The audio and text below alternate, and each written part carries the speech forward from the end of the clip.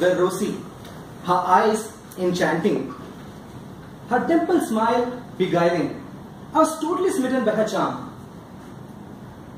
I felt like there were 10 angels dancing behind me, and the invisible Lata Mangeshkar voice humming in my ears. La la la la la. And all of this came to an abrupt end when I heard the voice. Children, fellow Toastmasters and guests, this happened almost 15 years ago, when Osama bin Laden was still plotting to attack WTC, when Shahid Afridi was still 15 years old, and I was still in college. We had this wonderfully attractive woman who had come to our session to take a session on living in the moment. As she was talking about living in the present, I was planning our future. Once the session got over, I desperately caught up with her and asked her, "Ma'am, I have this problem. I'm always dreaming, and you look so hot. I couldn't focus on anything, focus on the present." And she asked me, "What's your name?" I said, "Srihari." She said, "Srihari, if only you had paid little attention in the last 45 minutes. And then she said, "Living in the moment is like being in a locked room with only a snake for company." And then she asked me, "Have you seen this greenery around this beautiful campus? Have you ever wondered how the fauna, the flora, the people, the ecosystem, all of them come together and create a very beautiful ecosystem for us to live? Have you ever relished being a part of it?" It took a while for me to really comprehend the profoundness of that statement. She said 3 things that stayed in my mind. One was paying attention. Second was snake in the room. And the third was about relishing the moment. As I grow older, these concepts become more and more obvious to me. First thing is about paying attention. Professor Ellen Langer, in a seminal article about mindfulness over matter, made a very valid assumption or postulated a very valid theory. She said most people are mindless most of the time. In order to prove that, she did a series of experiments. I'm going to show one of it to you.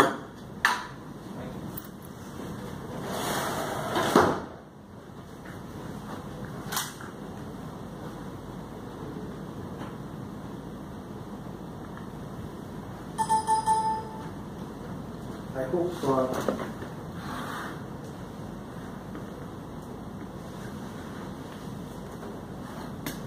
I think part of the secret would have been already busted if we had paid attention to the thing.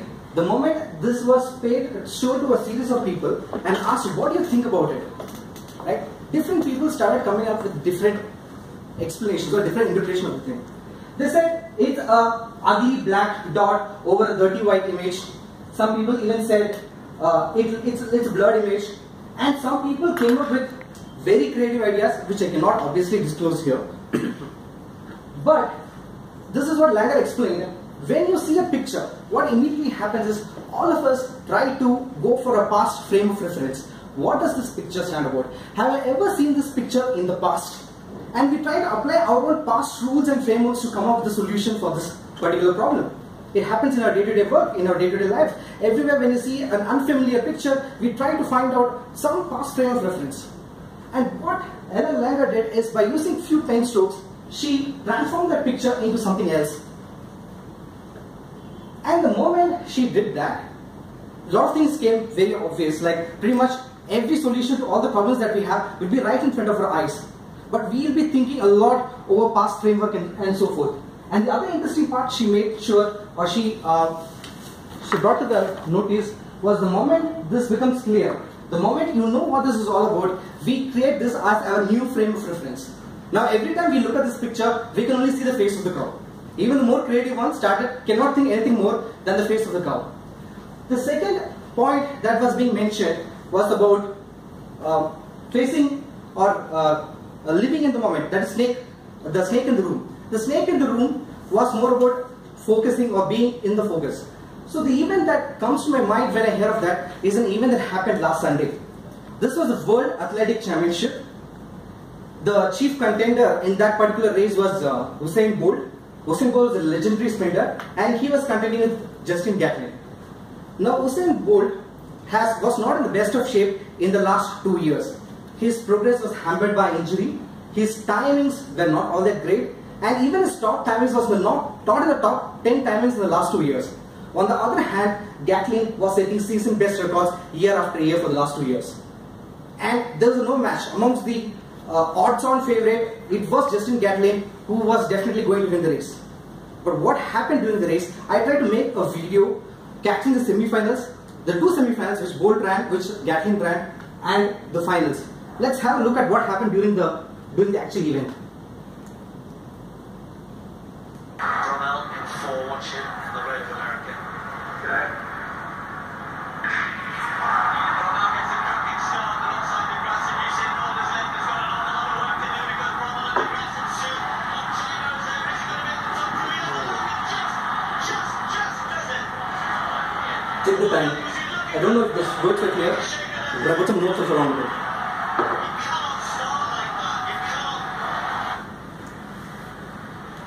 This was the second semi-final.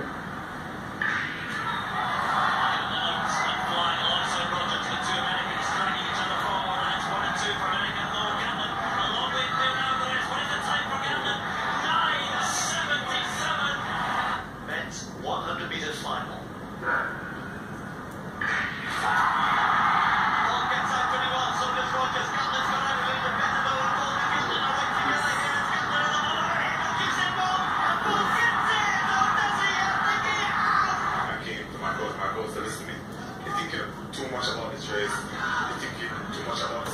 Just relax. You've been here too many times to be worried about one single race. So the point that I wanted to make through this particular video was clearly Gatlin was ahead. He was ahead in all the races. He was leading Bolt. Even in the semi-finals, he had run a second of 9.77. But when it came to the finals, for Bolt, that line was the snake in the room.